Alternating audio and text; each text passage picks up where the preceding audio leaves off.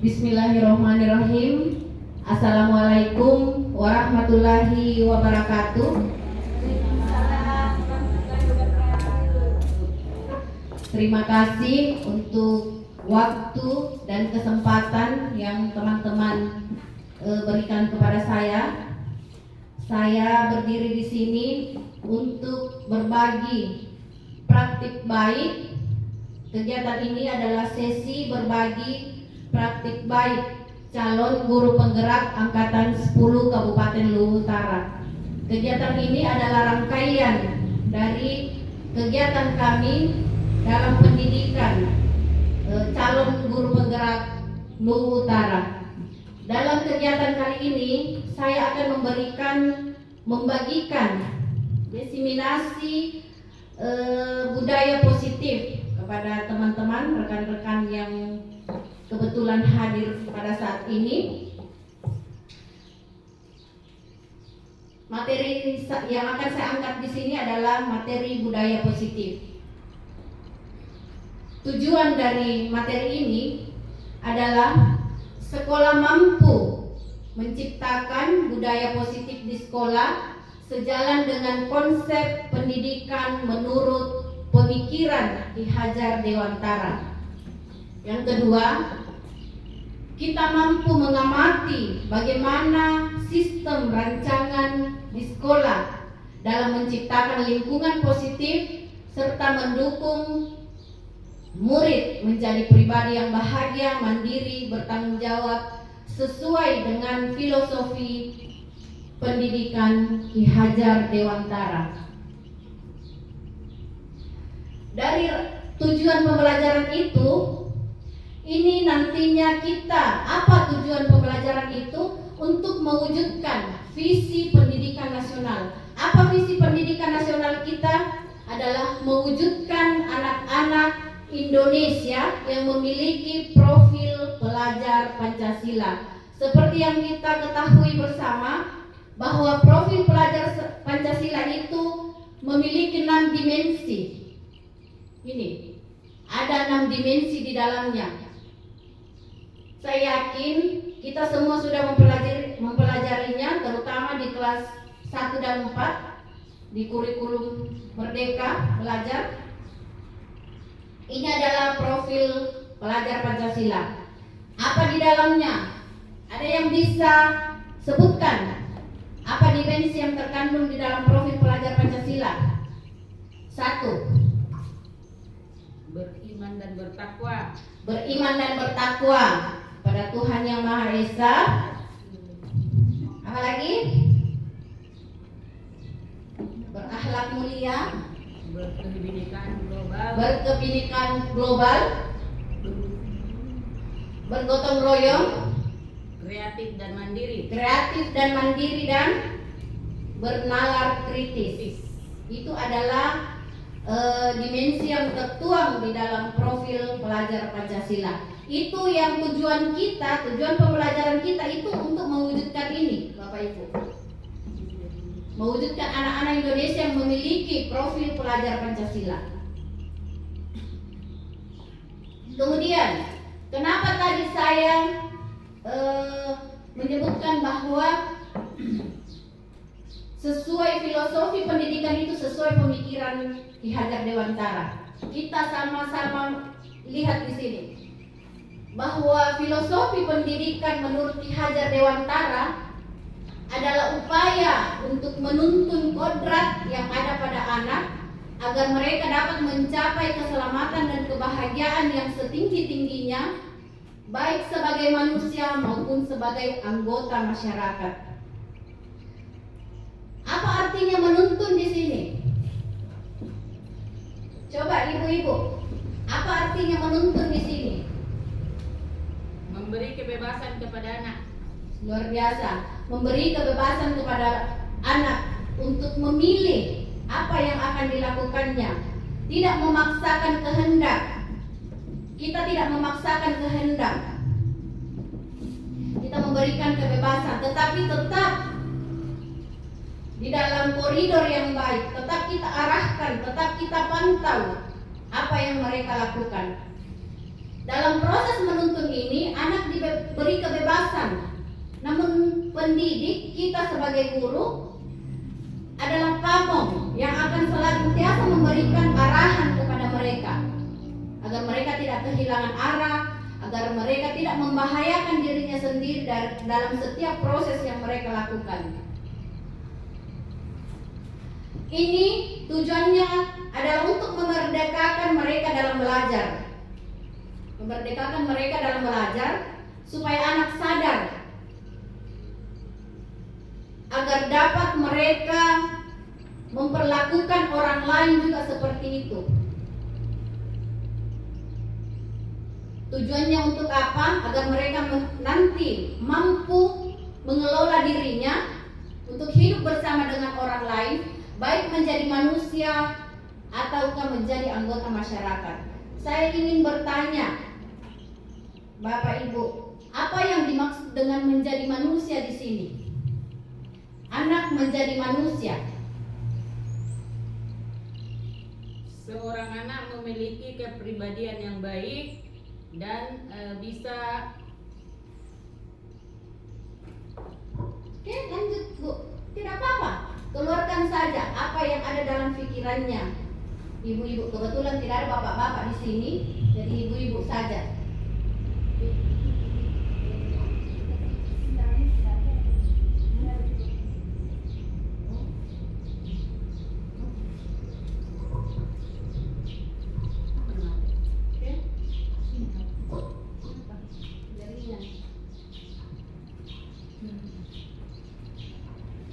Yang dimaksud dengan manusia di sini adalah dirinya sendiri.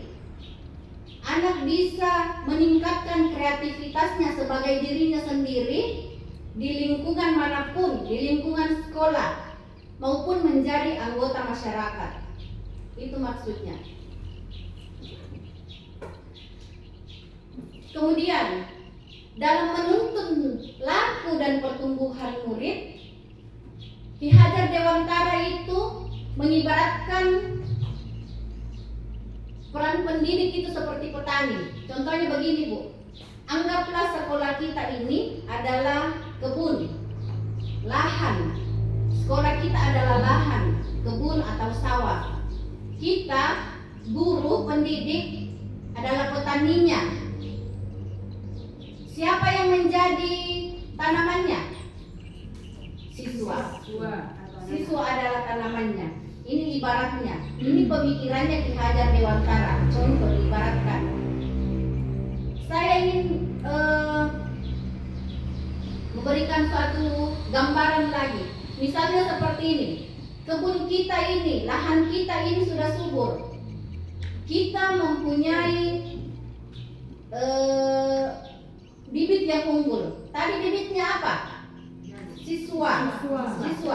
Anggaplah bibit itu, tanaman itu adalah siswa. Kita guru adalah petaninya. Misalnya kita sudah mempunyai lahan yang sudah bagus, lahan subur, kita juga mempunyai tanaman yang berkualitas. Tetapi pada saat kita menanamnya, misalnya ini bibit jagung. Bibit jagung itu kurang lebih berapa bulan? 4 bulan. Oke, anggaplah kita sebagai petani menanam jagung. Ketika sudah ditanam, ini tanaman jagung kita ini kualitasnya bagus. Ketika sudah ditanam, tidak pernah lagi tidak pernah lagi dirawat, dipupuk. Pokoknya serangkaian perawatan itu tidak pernah kita lakukan pada tanaman yang kita tanam tadi. Kita kembali setelah 4 bulan dari waktu penanaman. Kira-kira ibu-ibu bagaimana hasil dari apa yang kita tanam itu? Bagaimana hasilnya? Selama 4 bulan kita tidak pernah melakukan serangkaian perawatan kepada tanaman yang kita. Tidak ada hasil. Kira-kira seperti apa hasilnya? Memuaskan atau tidak? Tidak memuaskan. Jelas hasilnya tidak akan memuaskan. Kenapa? Karena kita tidak melakukan perawatan. Sama dengan anak, ibu-ibu. Sama dengan anak. Walaupun sudah punya kemampuan untuk belajar, tetapi ketika kita tidak mengarahkan dengan baik, otomatis hasilnya juga tidak akan baik. Kemudian saya kasih contoh lagi yang kedua. Kita sudah punya lahan, tetapi lahannya kurang subur.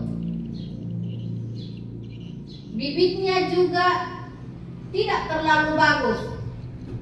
Tetapi kita sebagai petani melakukan segala macam cara untuk merawat lahan dan merawat tanaman yang akan kita tanam. Giat ki, rajin ki untuk memberi pupuk, rajin ki untuk menyiangi, rajin ki untuk membersihkan. Kira-kira bagaimana hasil tanaman tak? Akan memuaskan. Begitulah Bu. Ketika anak walaupun potensi yang ada dalam dirinya itu biasa-biasa saja, tetapi kita sebagai guru mampu untuk membina mereka, mengarahkan mereka, pasti hasilnya juga akan bagus. Tidak ada, karena sejatinya anak itu sudah punya kodrat alam. Kodrat alam itu kodrat yang sudah dibawa sedari lahir. Sudah ada memang potensi. Kita semua sudah memiliki potensi di dalam diri kita. Anak juga seperti itu. Tinggal bagaimana caranya kita mengolah, kita mengeluarkan potensi itu untuk menjadi bakat mereka ke depan. Kita tidak akan mungkin, yang paling mustahil adalah menanam biji jagung. Yang kita tunggu itu adalah hasil padi. Kita menanam jagung, tetapi yang kita panen padi, itu yang paling mustahil. Contohnya, misalnya saya guru matematika Bapak Ibu. Si A, si B, si C ini punya karakter yang berbeda, punya kemampuan, punya keinginan, potensi di dalam dirinya. Misalnya si Ibu Masriani suka dengan pelajaran matematika, Ibu Yuyun suka bahasa Indonesia, Ibu Mei suka IPA. Saya adalah guru matematika. Cara saya mengajar kepada ketiga murid ini sama. Cara saya sama. Pola, metode, pendekatan yang saya lakukan adalah sama. Kira-kira hasilnya sama tidak? Tidak. Beda. Bagus. Memang secara keseluruhan kita tidak bisa memberikan metode dengan metode yang sama kepada anak yang memiliki keinginan yang berbeda. Kalau yang matematika tadi pasti tidak sulit untuk saya mengajar, pasti akan dipoles-poles saja. Hasilnya pasti akan luar biasa. Tetapi kepada anak yang memiliki kesukaan di bahasa Indonesia dan IPA, pasti akan beda hasilnya. Seperti itulah anak. Kita tidak bisa kita hanya memberikan mereka kebebasan, tetapi tetap terpantau, kita tuntun mereka bagaimana untuk berkembang.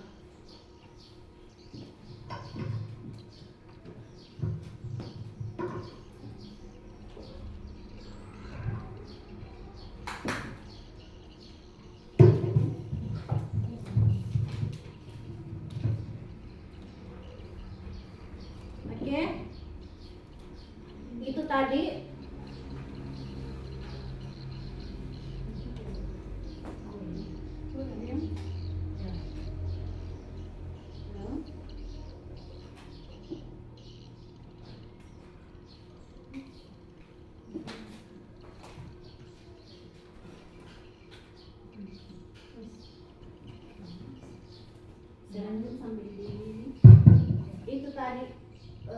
adalah pemikiran filosofi Ki Hajar Dewantara terkait dengan konsep Ki Hajar Dewantara tentang pendidikan menurut Ki Hajar Dewantara. Oke, sekarang kita masuk ke budaya positif. Bapak Ibu, budaya positif ini merupakan perwujudan dari nilai-nilai kebaikan yang diterapkan di sekolah. Jadi budaya positif ini adalah bagaimana kita menciptakan suatu lingkungan di dalam sekolah agar kita saling mendukung dalam belajar, saling bekerja sama, sehingga tercipta. Ketika kita sudah terbiasa dengan kerjasama, sudah terbiasa dengan saling tolong-menolong, akan tercipta kebiasaan-kebiasaan baik. Dari kebiasaan baik itu akan tumbuh menjadi karakter yang baik di dalam warga sekolah. Ketika kita sudah terbiasa saling menolong, tolong-menolong, sudah terbiasa dengan semua kegiatan baik, nantinya akan tercipta karakter baik dalam warga sekolah. Ketika sudah tercipta karakter yang baik di dalam warga sekolah, baik guru maupun murid, ini akan menimbulkan rasa nyaman, rasa aman dalam proses pembelajaran. Ketika kita sudah nyaman, kita sudah aman, merasa nyaman di dalam kelas, pasti kegiatan pembelajaran kita juga akan berjalan dengan lancar, tanpa hambatan.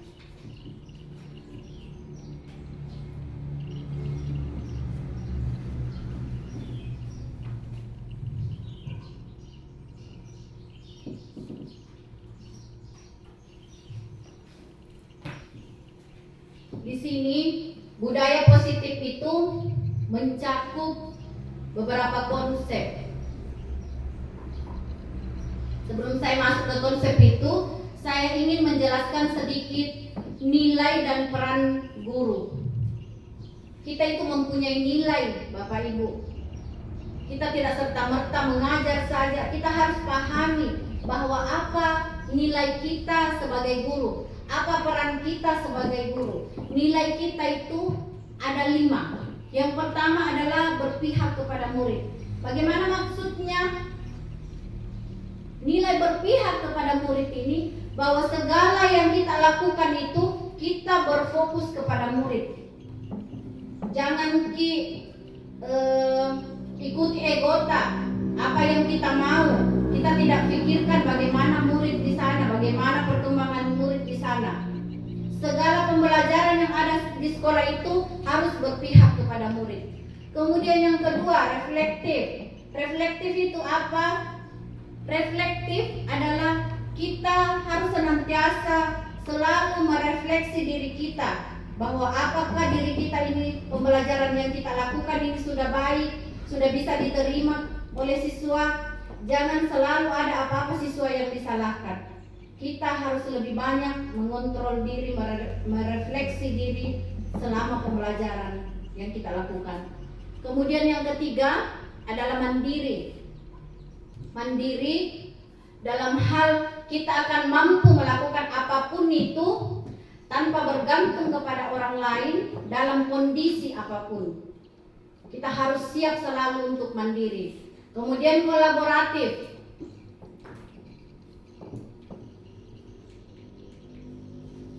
Kolaboratif.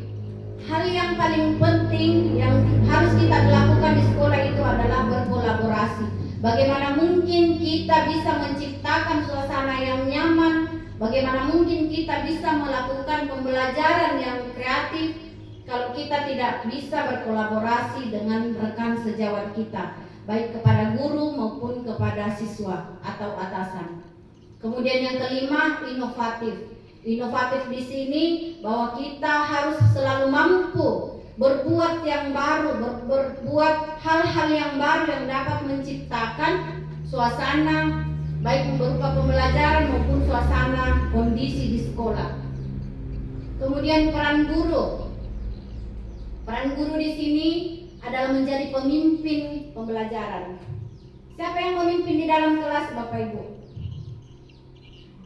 Guru atau murid? Guru. Kita harus senantiasa menjadi pemimpin pembelajaran, mengerahkan murid bagaimana proses pembelajaran itu terjadi, itu tergantung kepada kita sebagai pimpinan di dalam kelas. Kemudian mendorong kolaborasi. Mendorong kolaborasi ini kita sering membuat suatu diskusi. Kita harus sering-sering agar di dalamnya itu siswa bisa terlibat untuk aktif, sehingga dengan sendirinya mereka akan terdorong berkolaborasi dengan teman-temannya. Kemudian yang ketiga, mewujudkan kepemimpinan murid. Kepemimpinan murid yang seperti apa? Yang mandiri, yang bisa melakukan pembelajaran, menjalankan pembelajaran walaupun tanpa gurunya. Biasanya kan kalau kita tinggal itu murid-murid tak terhambur. Tetapi kalau kita sudah menanamkan kepemimpinan dalam murid, maka mereka akan bertanggung jawab kepada dirinya sendiri, baik ada maupun tidak ada guru.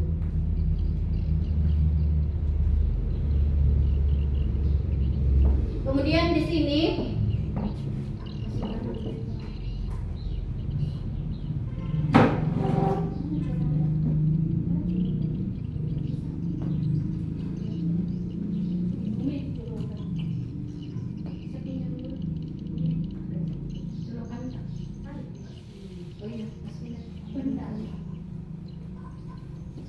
tadi kita sudah bicara sebagai budaya, sebagai flashback untuk kita. Saya ingin bertanya, apa itu budaya? Apa itu budaya?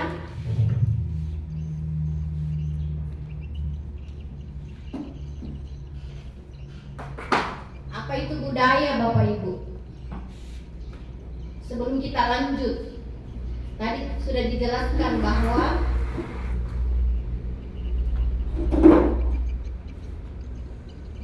ini ada budaya di sini. Tetapi saya ingin kembali flashback, kira-kira budaya itu apa? Budaya itu kita akan menceritakan tentang budaya positif. Kalau positif kan hal-hal yang baik. Berarti kalau budaya itu adalah kebiasaan. Jadi kalau kita bicara tentang budaya positif, berarti kita akan menceritakan tentang hal-hal kebiasaan baik yang akan kita ciptakan, yang akan kita lakukan di sekolah, yang nantinya akan menjadi nilai kebaikan, yang akan mendukung karakter-karakter baik juga di sekolah. Ini di sini ada beberapa konsep dari budaya positif. Ada banyak di sini. Ada teori kontrol, teori motivasi, hukuman dan penghargaan, posisi kontrol guru, kebutuhan dasar manusia, segitiga restitusi, dan keyakinan kelas. Ini adalah konsep dari budaya positif. Ini semua yang saya sebutkan di atas tadi sudah masuk di dalam budaya positif. Sangat luas pemahamannya, Bapak Ibu. Kita masuk ke teori kontrol dulu. Teori kontrol di sini menyatakan bahwa semua perilaku memiliki tujuan, bahkan terhadap perilaku yang tidak disukai. Maksudnya seperti apa? Misalnya seperti ini, Bu. Kira-kira kalau kita berhadapan sama orang lain, kita akan dipukul sama mereka. Apa yang kita lakukan? Kira-kira kalau ada yang akan menyerang kita, apa yang kita lakukan? Menghindarkah? Melawankah? Ya, dua kemungkinan. Apakah kita melawan atau kita menghindar? Itu yang disebut adalah teori kontrol. Kita mengontrol, bahkan untuk hal perilaku yang tidak disukai. Sebenarnya kita tidak suka untuk melawan, tetapi karena kondisi kita mengharuskan kita untuk melawan. Itu disebut teori kontrol. Kemudian masuk di teori motivasi. Ada 3 di sini. Yang pertama adalah untuk menghindari hukuman. Contohnya seperti ini. Siswa biasanya, misalnya pelajaran olahraga. Pelajaran olahraga ada kesepakatan di dalamnya, komitmen, ada konsekuensi bahwa ketika kamu terlambat dalam pelajaran ini, kamu harus berlari mengelilingi lapangan. Contohnya seperti itu. Jadi ketika anak melakukan itu, dia berusaha untuk hadir pada saat jam olahraga. Untuk apa? Untuk menghindari hukuman. Itu teori motivasinya, itu anak datang ke sekolah cepat pada saat jam olahraga, dia mau menghindari hukuman. Karena ketika dia terlambat, dia pasti dihukum keliling lapangan misalnya 3 kali. Kemudian untuk mendapatkan penghargaan, biasanya ini terjadi pada anak yang selalu mendapatkan ranking di kelas. Ketika kita iming-imingi akan memberikan penghargaan, maka motivasi siswa akan selalu mereka lakukan, mereka menginginkan prestasi, menginginkan ranking untuk mendapatkan penghargaan. Kemudian yang ketiga, untuk menghargai diri sendiri. Dari ketiga teori motivasi ini, teori untuk menghargai diri sendiri adalah teori yang betul-betul sudah meyakini dirinya bahwa saya harus datang tepat ke sekolah untuk diri saya sendiri, untuk kebaikan saya, bukan untuk penghargaan, bukan untuk hukuman. Memang kesadaran dirinya.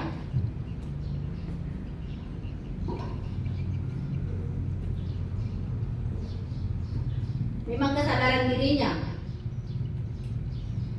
Kemudian kita masuk ke hukuman dan penghargaan. Sini tadi saya sudah jelaskan hukuman, teori motivasi untuk menghindari hukuman, dan teori motivasi untuk mendapatkan penghargaan. Di sini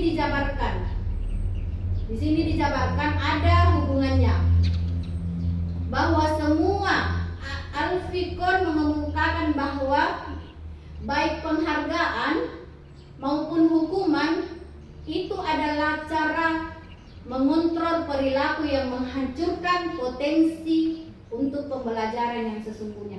Kenapa sekarang dilarang kasih ranking kepada anak-anak? Itu tujuannya Bapak Ibu. Sekarang itu bukan disalahkan juga, tidak. Itu karena sampai sekarang juga masih banyak yang melakukan hal itu. Tetapi disarankan untuk tidak memberi ranking kepada anak-anak. Kenapa? Karena anak yang selalu ranking di kelas, misalnya dari kelas 1 sampai kelas 4, hitunglah di kelas 1 sampai kelas 4, dia selalu menjadi ranking kelas. Ketika naik di kelas 5, dia turun prestasinya, misalnya ada kekecewaan berat di dalam dirinya, anak itu akan down, dan itu kemungkinan besar akan potensinya dia akan melakukan hal-hal yang negatif. Hal negatif seperti apa? Dia akan melakukan segala macam cara untuk meraih rankingnya kembali. Apakah itu menyontek kepada temannya, dan yang paling tidak diinginkan dari kondisi anak itu, dia akan tumbuh menjadi anak yang tidak suka berbagi kepada temannya dalam hal kebaikan. Misalnya dia ada hal yang dia tahu, tidak mau itu bagi caranya kepada temannya. Kenapa? Karena dia merasa akan disaingi ketika temannya tahu. Dia pikir begini, kalau aku kasih tahu temanku ini, nanti nasaingi maka sama nilaiku, tidak ranking maka. Itu. Makanya kenapa disarankan sekarang memberikan penghargaan kepada anak itu sebisa mungkin jangan. Sampai di sini paham? Atau ada yang ingin ditanyakan sampai materi ini, ibu-ibu? Karena materinya masih panjang. Jadi kalau dalam peringkat itu tidak dikasih. Sebenarnya makanya saya bilang tadi, ibu disarankan jangan. Tetapi kita tetap memantau bahwa siapa dari misalnya kelas A, kita harus tetap tahu siapa siswa yang peringkatnya di atas, kedua sampai seterusnya. Tetapi untuk di publik, untuk di misalnya di rapor, sekarang itu disarankan supaya tidak dikasih, tidak dituliskan. Tidak ditulis di rapor, cuma Disebutkan saja. di umum. Mau yang dapat perintah bisa di atas lagi. Kalau untuk saran sekarang itu sudah tidak diperbolehkan. Sarannya sekarang. Kenapa? Karena itu takutnya nanti ketika dia turun, dia takutnya dia hanya memakai teori motivasinya itu hanya untuk mendapat penghargaan, bukan memang betul-betul meningkatkan kemampuan dirinya. Seperti itu, Bu. Oke, sekarang kita masuk ke posisi kontrol guru. Coba lihat, di atas sini ada 5 posisi kontrol guru. Yang pertama, dan saya yakin dan percaya dari kelima posisi kontrol guru, dari kita semua yang hadir di sini, ada salah satu posisi kontrol guru yang selalu kita lakukan. Kira-kira apa? Penghukum. Karena memang sedari dulu itu masih yang guru-guru lalu itu selalu ada guru killer. Guru killer itu adalah guru penghukum. Nah, mari kita bahas sama-sama apa posisi kontrol guru yang baik untuk kita. Yang pertama adalah penghukum. Ibu Mei tadi bilang ada yang sering dilakukan oleh guru adalah posisi kontrol penghukum. Bagaimana ini posisi kontrol guru penghukum, Bu? Bagaimana? Sering menghukum? Dia karena selalu habis kesalahan, selalu dalam temannya, jadi tidak kita hukum. Nah, betul sekali. Ini yang bahkan sampai saya masuk di program guru penggerak, Bapak Ibu, saya masih melakukan posisi kontrol ini. Jujur, saya masih sangat melakukan posisi kontrol ini. Kenapa? Karena memang posisi kontrol, saya belum paham posisi kontrol guru mana yang seharusnya kita lakukan sebagai guru. Posisi kontrol guru penghukum seperti yang Ibu Mei katakan tadi, bahwa guru yang selalu menghukum siswa ketika melakukan kesalahan. Itu. Kemudian yang kedua, membuat rasa bersalah. Seperti apa ini? Contoh, kita suruh itu siswa kerja tugasnya atau membersihkan di depan. Terus kita katakan seperti ini. Nah, kalau kau tidak bersihkan ini halaman kelasmu, otomatis ibu yang akan dimarahi oleh kepala sekolah. Ini yang membuat biasanya siswa merasa bersalah. Atau kita katakan seperti ini, kalau kau belajar begini terus gaya belajarmu, bagaimana kira-kira perasaannya orang tuamu di rumah? Senang tidak? Nah, posisi ini yang dikatakan posisi yang membuat rasa bersalah kepada murid. Apa dampaknya Bapak Ibu? Apa dampak dari posisi kontrol penghukum tadi untuk murid? Saya kembali lagi ke situ. Dampaknya itu biasanya murid akan tumbuh, akan berkembang dengan rasa yang rasa apa? Biasa kecewa, marah, biasa dia memendam. Itu ibu guru itu marahi terus kah? Dihukum terus kah? Dia akan menjadi pribadi yang menyimpan dendam dalam hatinya. Mungkin secara langsung pada saat itu tidak, tetapi kalau itu terus-menerus kita lakukan, potensinya akan ke sana. Kemudian yang kedua, itu membuat rasa bersalah, itu potensinya anak akan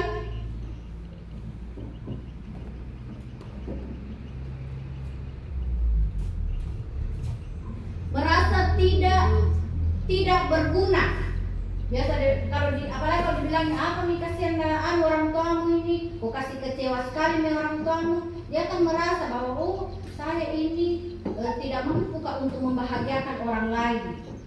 Ada rasa falling down, betul sekali di dalam diri sang anak.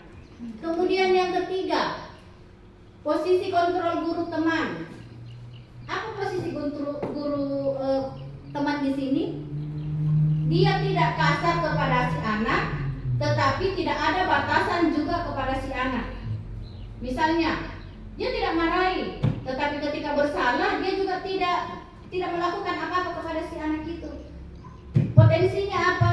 Si anak ini akan semaunya. Dia akan semaunya, karena dia sadar begitu. Biarlah tidak kerja tugas, tidak akan memarahi jika ibu guruku. Baik ibu guruku kepada saya. Toh? Pernah seperti ini. Tapi ini jarang, saya rasa ini jarang. Hanya tertentu. Lebih banyak itu ke hukum. Kemudian ke memantau, guru yang memantau.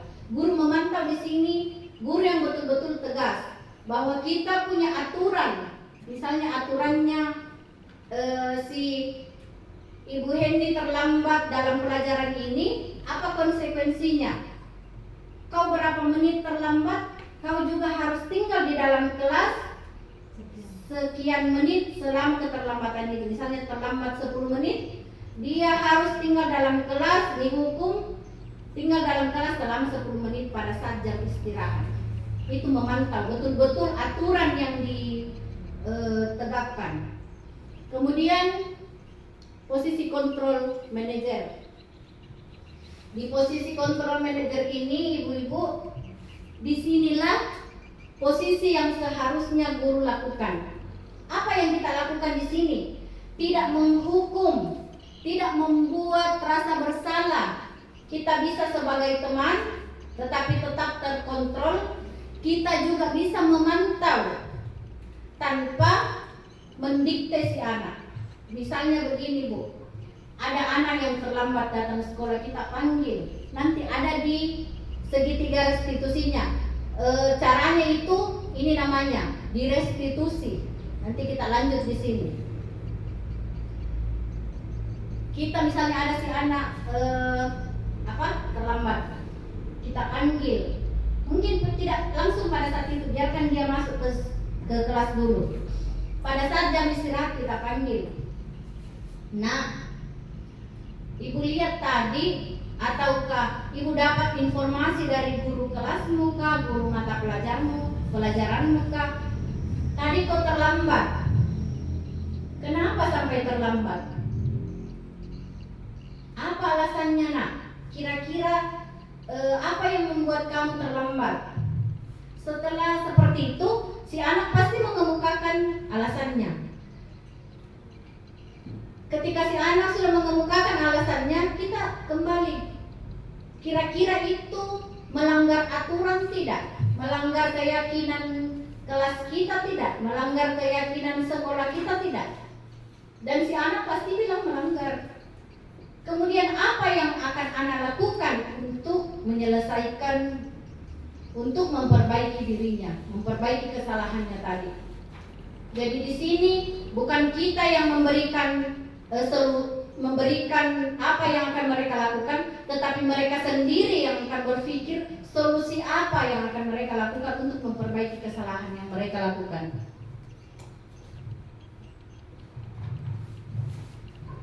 Kemudian konsep selanjutnya adalah kebutuhan dasar manusia.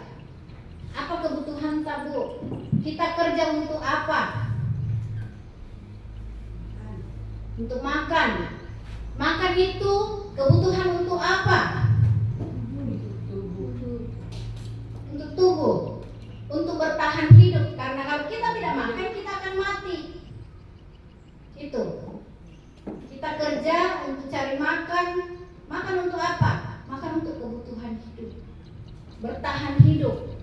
Kemudian kebutuhan dasar manusia yang lain adalah kasih sayang dan rasa terima kasih. Kita semua manusia itu pasti menginginkan kasih sayang. Kita juga pasti berharap rasa terima kasih dari orang. Minimal orang yang pernah kita bantu, paling tidak kita jangan bila dikasih imbalan. Rasa terima kasih saja yang kita ucapkan sama orang itu adalah sebuah kebutuhan. Kemudian kebebasan, kita bebas untuk berekspresi, melakukan apa saja sepanjang itu masih di dalam koridor positif, itu juga kebutuhan. Kesenangan, hobinya kita, itu adalah kebutuhan. Biasa itu orang kalau diganggu kesenangannya biasa bilang, bukan kesenangan tate. Sementara kak karaokean Ibu Mei, saya datang mengganggu, kita itu mengganggu saja kesenangannya orang. Itu kebutuhan itu. Kemudian penguasaan terhadap sesuatu. Misalnya ini barangnya saya, ini laptopku, ada yang mau ambil, saya pasti jaga. Jangan Bapak Ibu, ini punya saya, dan tidak ada satu orang pun yang berhak mengambil tanpa seizin saya. Itu penguasaan.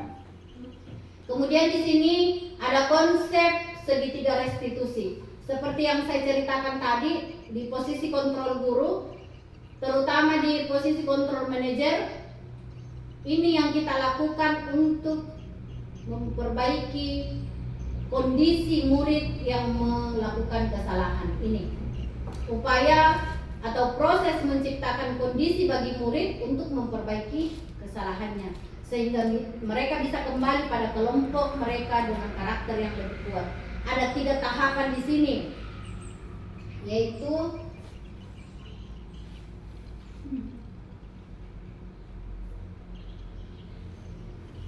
yang pertama adalah menstabilkan identitas. Itu tadi yang saya ceritakan Ibu, bahwa kita tidak langsung mengatakan kau ini salah, kau terlambat. Bertanya dulu. Tadi Ibu dengar kamu terlambat ke sekolah. Kita stabilkan dulu kondisinya ini anak. Atau ada anak yang berkelahi Bu, misalnya ada anak yang berkelahi. Pada saat sementara menangis, kita marahi, kita tanya kenapa kok? Pasti biasanya ada anak itu yang tambah menangis.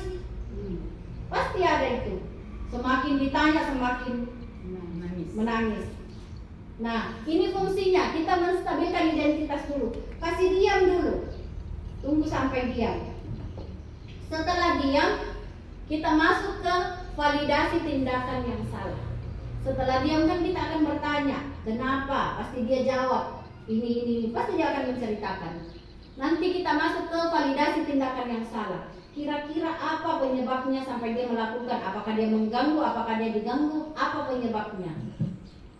Setelah masuk di tindakan validasi tindakan yang salah, kita menanyakan keyakinan. Ini untuk seseorang yang biasa melakukan kesalahan. Ini nanti ada contohnya, kita putarkan. Itu di segitiga restitusi. Kemudian konsep yang terakhir adalah keyakinan kelas. Di sini ada pertanyaan Bapak Ibu. Ini adalah pertanyaan pemantik. Mengapa keyakinan kelas? Mengapa bukan peraturan kelas? Padahal konsepnya sama. Sama-sama aturan. Sama-sama hal yang mengikat di dalam kelas. Aturan atau keyakinan sama-sama hal yang akan kita ikuti. Coba, sebelum kita lanjut, saya ingin mendengar jawaban dari pertanyaan ini dari masing-masing ibu yang hadir. Mengapa kita memiliki peraturan tentang penggunaan helm pada saat mengendarai kendaraan roda 2 atau motor? Kemudian yang kedua, mengapa kita memiliki peraturan tentang penggunaan masker dan mencuci tangan setiap saat? Kira-kira untuk apa? Apa gunanya kita mengikuti peraturan tentang penggunaan helm? Untuk apa? Karena untuk keamanan diri sendiri, keselamatan diri sendiri. Untuk keselamatan diri sendiri. Kemudian yang kedua, mengapa kita memiliki peraturan penggunaan masker atau mencuci tangan? Karena untuk menjaga kesehatan. Untuk menjaga kesehatan. Oke, kita lanjut. Jadi di poin pertama, tujuannya itu adalah untuk keselamatan. Kemudian yang kedua, untuk keselamatan juga kesehatan. Sama. Nih, kemungkinan jawaban kitanya adalah keselamatan dan kesehatan. Ini. Tetapi bedanya di sini. Nah, di sini bedanya. Kalau peraturan, kenapa bukan tadi ditanyakan bahwa mengapa harus keyakinan, mengapa bukan peraturan? Padahal ini sama-sama kita harus lakukan. Karena kalau dengan keyakinan anak-anak akan lebih mudah melaksanakan aturan tersebut karena mereka sudah yakin bahwa itu adalah hal yang baik bagi dirinya. Bagus sekali. Ya. Coba yang lain. Luar biasa. Jadi kalau aturan, kita bicara aturan itu mengikat. Aturan itu terkadang seperti perintah. Ini yang harus dilakukan. Itu aturan. Tetapi ketika kita meyakini sama ini aturannya, kita menggunakan helm untuk keselamatan. Tetapi ketika kita yakini bahwa menggunakan helm itu untuk keselamatan kita, tanpa aturan pun kita akan lakukan. Bisa dipahami? Iya. Aturan itu mengikat, aturan itu terkadang memerintah, mengharuskan kita. Itu aturan. Tetapi kalau keyakinan adalah sesuatu yang harus kita lakukan, tetapi tanpa paksaan orang lain. Karena kita sudah yakin bahwa ketika kita melakukannya, kita akan selamat. Ketika kita pakai helm, kita akan selamat. Ketika kita rajin menggunakan masker, kita akan mampu menjaga kesehatan kita. Seperti itu. Jadi bisa dipahami. Oke, kita lanjut. Itu tadi. Nilai keselamatan atau kesehatan itu yang disebut keyakinan. Kita yakin. Jadi tidak perlu diatur, tidak perlu diperintah, karena yakin sendiri mikir. Ketika anak-anak itu datang ke sekolah di jam yang sama, sebenarnya peraturan, ada aturannya. Tetapi ketika mereka meyakini bahwa datang di atas misalnya jam 7:30, mereka akan terlambat. Jadi yakini pada dirinya, jam 7 deh pergi maka sekolah. Karena terlambat Kak nanti, kalau 7:30 baru berangkat Kak. Kan itu keyakinan. Ada hal-hal baik yang ada di dalam diri kita yang kita yakini. Bukan sekedar perintah, bukan sekedar aturan yang harus kita jalankan. Nah, ini tadi seperti yang saya gambarkan di awal, bahwa keyakinan itu adalah bersifat abstrak, berupa pernyataan universal dan selalu dibuat dalam bentuk positif. Kenapa dalam bentuk positif? Ada contohnya di bawah Bapak Ibu, tetapi saya ingin gambarkan. Coba seperti ini. Misalnya ini peraturan kelas, dilarang terlambat. Kira-kira untuk kalimat positifnya itu seperti apa? Ingat, untuk peraturan itu terkadang memaksa. Dalam membuat keyakinan itu kita dilarang menggunakan kata dilarang, jangan. Karena itu seolah-olah memaksakan kehendak kita, jangan begitu. Nah, peraturan itu yang akan kita gantikan dengan keyakinan. Misalnya, saya kasih contoh. Dilarang terlambat ke sekolah. Kira-kira apa kalimat positif yang bisa kita gambarkan untuk mengganti kalimat itu? Mari kita sama-sama tepat waktu. Mari kita sama-sama tepat waktu. Betul. Datanglah tepat waktu. Tepat waktu. Ya. Jadi itu Ibu. Jadi kata jangan yang tidak. Jangan dilarang, tidak boleh tidak boleh dipakai untuk aturan yang sekarang. Karena sekarang itu kita disarankan jangan membuat peraturan kelas, buatlah keyakinan kelas. Itu salah satu konsep budaya positif. Jadi harus tepat waktu. Harus tepat waktu. Jangan bolos. Misalnya, jangan bolos. Itu kan peraturan di awalnya. Tetapi ketika kita translate ke keyakinan kita, kasih masuk ke keyakinan kelas kita, kira-kira bagaimana kalimat positifnya? Jangan bolos atau dilarang bolos. Ingat, dalam peraturan kita masih bisa pakai kata jangan, dilarang. Tetapi di keyakinan kelas kita menggunakan kalimat positif yang mengajak kepada apa yang kita inginkan. Misalnya jangan bolos. Pulanglah setelah jam pelajaran selesai. Bisa dipaham? Ya. Jadi ini nanti Bapak Ibu setelah dari sini kita akan membuat keyakinan kelas, dan ingat itu poin utamanya. Kita menggunakan kalimat-kalimat positif yang mudah dipahami oleh murid. Keyakinan kelas sebaiknya sesuatu yang dapat diterapkan di lingkungan tersebut. Itu tadi contohnya. Jangan juga pakai keyakinan yang di luar konsep sekolah kita. Semua warga kelas berkontribusi dalam hal itu, semua stakeholder yang ada di sekolah, mulai dari kepala sekolah sampai murid. Kemudian keyakinan kelas itu kita tinjau, kira-kira mana keyakinan kelas yang sudah dilakukan, mana yang belum, mana yang sama sekali, ataukah ada yang selalu dilanggar. Itu yang harus selalu kita tinjau. Contohnya begini Bu, bagaimana caranya membuat keyakinan kelas tadi? Seperti yang saya sampaikan, ini anggaplah murid-murid. Sebenarnya seru Bu, seandainya waktunya tidak terbatas, seru kalau kita bikin contoh. Tetapi saya gambarkan saja di slide yang ada di depan. Kita anggaplah ini murid, ini masih peraturan kelas, belum pindah ke keyakinan kelas. Murid-murid menuliskan di kertas post-it seperti di contoh apa yang mereka inginkan dalam kelas.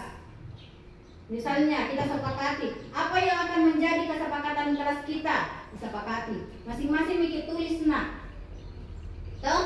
Setelah dituliskan, setelah murid menuliskan, murid akan menempel di peraturan kelas yang mereka tulis tadi itu di depan papan tulis kah, di kertas plano kah. Ini masih peraturan kelas. Kemudian dari peraturan yang sudah dibuat dipilih berdasarkan kesepakatan bersama. Kan misalnya ada peraturan yang sama dengan murid, jadi itu dikurangi. Misalnya 2 sama Bu Mei dengan Bu Nasriani sama poinnya, jadi itu dikurangi. Kita sepakati mana yang akan kita pilih. Lanjut, mengubah peraturan kelas menjadi keyakinan kelas menggunakan kalimat positif. Itu tadi yang saya sudah jelaskan, Ibu. Dilarang menggunakan kata jangan, kata dilarang, itu kita ubah ke kata yang positif, kalimat positif. Kemudian nanti ini contohnya, kita tempel, kita jadikan poster di dalam kelas. Ini keyakinan kelas. Misalnya keyakinan kelas 5 di sini, selalu berpikir positif, senantiasa menjadi diri terbaik, percaya dan menghormati orang lain serta barang miliknya. Misalnya berkomitmen dengan terhadap setiap tugas. Maksudnya di sini kan biasa ada kalau anak-anak yang dikasih PR selalu terlambat atau tidak mengerjakan. Jadi ini fungsinya, kita berkomitmen untuk setiap tugas yang kita lakukan. Kemudian senantiasa membantu dalam hal pekerjaan temannya kah, ada yang temannya tidak bisa ataukah pekerjaan lain di sekolah.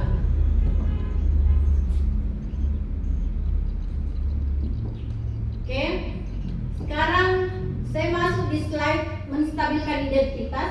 Ini tadi Bapak Ibu adalah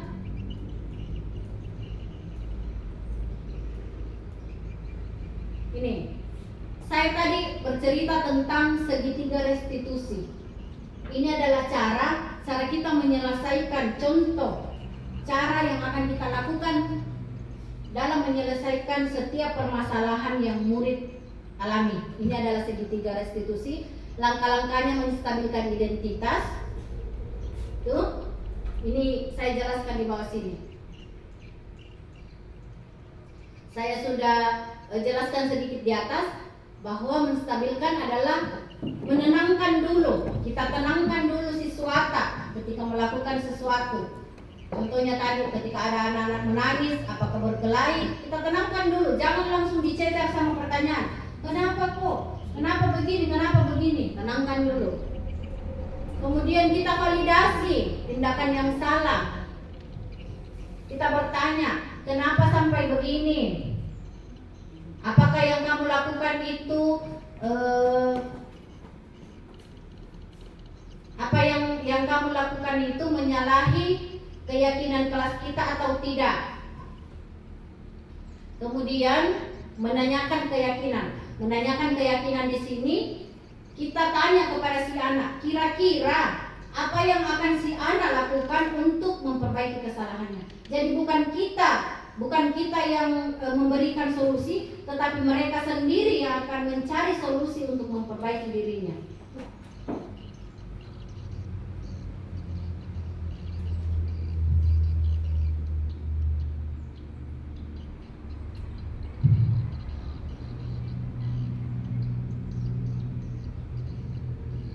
Di sini ada kasus tapi orangnya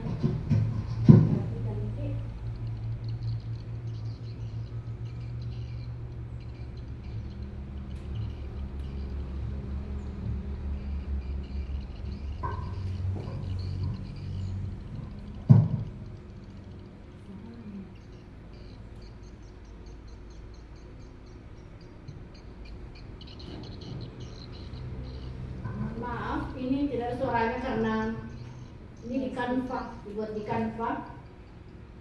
Tetapi ini adalah contoh dari kasus saya pribadi. Ini adalah kasus saya, seorang anak, saya ceritakan saya sedikit. Ini adalah siswa saya bernama Muhammad Alif. Muhammad Alif ini terlambat datang ke sekolah. Jadi saya menyelesaikan ini melalui restitusi segitiga restitusi. Jadi ini adalah menstabilkan identitas, kemudian validasi tindakan yang salah, dan nanti ada menanyakan keyakinan. Maaf agak ini suaranya karena mungkin ini saya translate ke PPT, ke PowerPoint. Sebenarnya memang dibuatnya di Canva, jadi mungkin karena itu makanya tidak ada suara.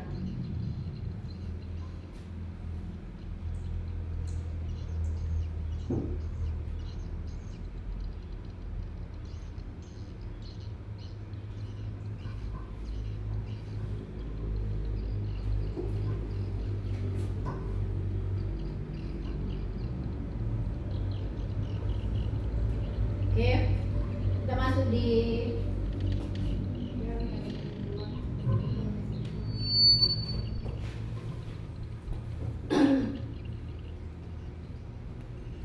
di refleksi pemahaman kita, Bapak Ibu.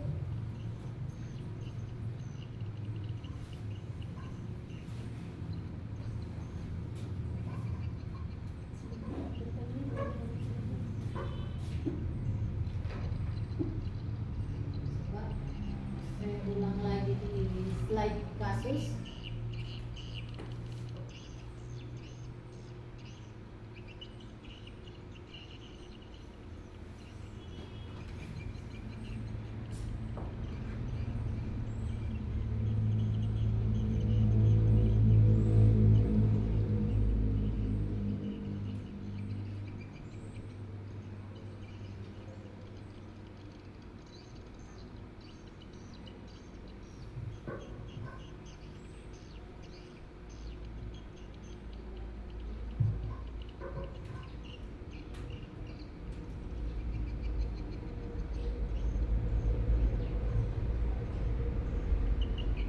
Coba masuk di sini, mudah-mudahan bisa di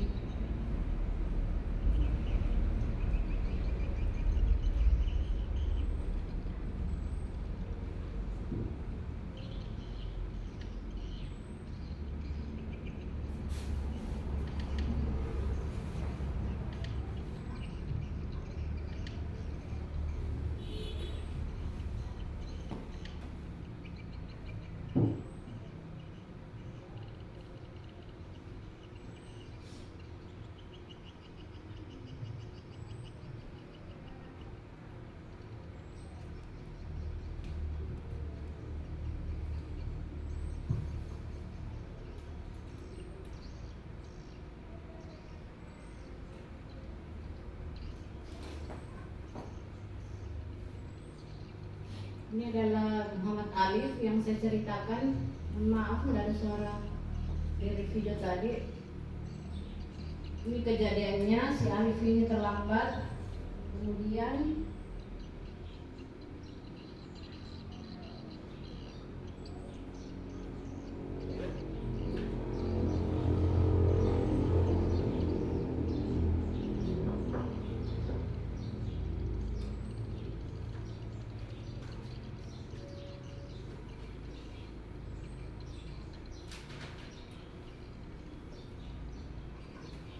tindakan yang saya lakukan, saya restitusi menggunakan segitiga restitusi.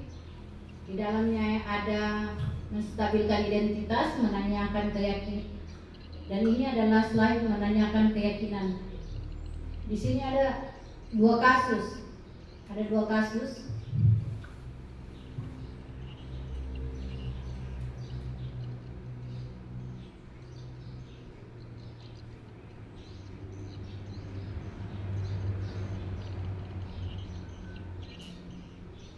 Ini adalah kasus kedua.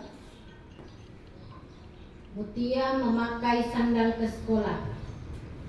Jadi tidak serta-merta pada saat kita melihat si anak, kita langsung menyalahkan si anak. Karena jelas pasti si anak punya alasan kenapa sampai melakukan kesalahan itu. Jadi dari situ Bapak Ibu, di awal kita harus menstabilkan identitas dulu, kita kasih tenang dulu anaknya. Kemudian kita tanyakan, validasi tindakan yang salah, bahwa apa yang mereka lakukan ini salah. Kemudian di tahap terakhir menanyakan keyakinan kelas yang mereka lakukan, apakah sudah sesuai dengan keyakinan kelas yang dibuat. Kalau mereka bilang tidak, kemudian langkah apa yang akan mereka lakukan untuk memperbaiki diri mereka.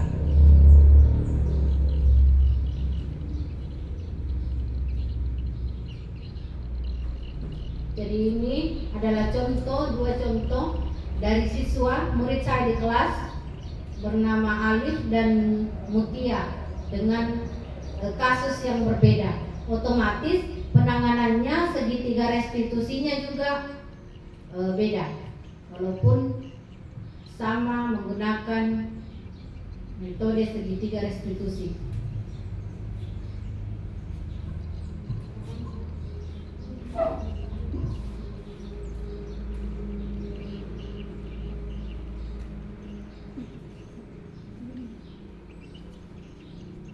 Oke.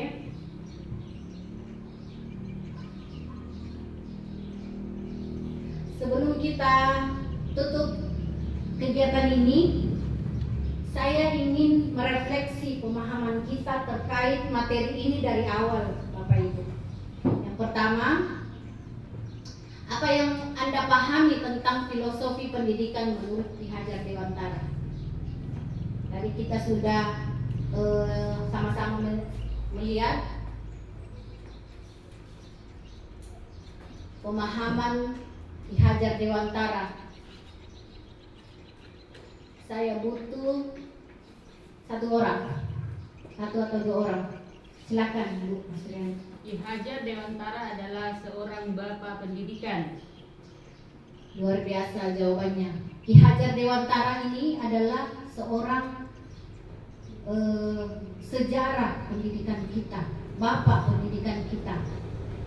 Dan apa yang dituangkan oleh Ki Hajar Dewantara ini, apa yang ada dalam pemikirannya, menurut Ki Hajar Dewantara ini, pemikirannya tentang pendidikan itu adalah menuntun kodrat pada setiap anak.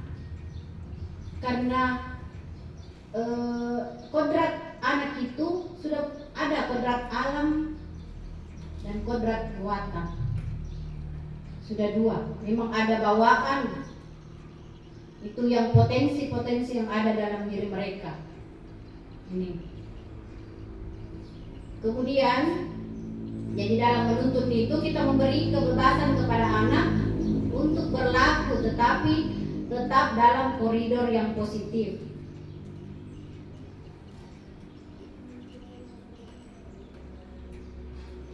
Kemudian apa yang Anda pahami tentang budaya positif? Saya butuh 1-2 orang juga untuk memberikan refleksi pemahamannya tentang budaya positif yang sudah kita pelajari bersama-sama tadi. Bu Mei mungkin banyak konsep di dalam budaya positif ini, Bu. Kalau kita pelajari, kalau kita ini memang waktunya terbatas sekali, tetapi kami dalam proses pendidikan ini yang betul-betul mendalami sangat luar biasa, sangat menarik, ibu-ibu. Kenapa? Karena ini konsep ini yang selalu kita lakukan. Sebenarnya sudah kita lakukan dari dulu, tetapi kita tidak sadar. Contohnya tadi posisi kontrol guru itu yang kita anggap selama ini baik, kalau menghukum ternyata itu sangat tidak baik dampaknya untuk siswa.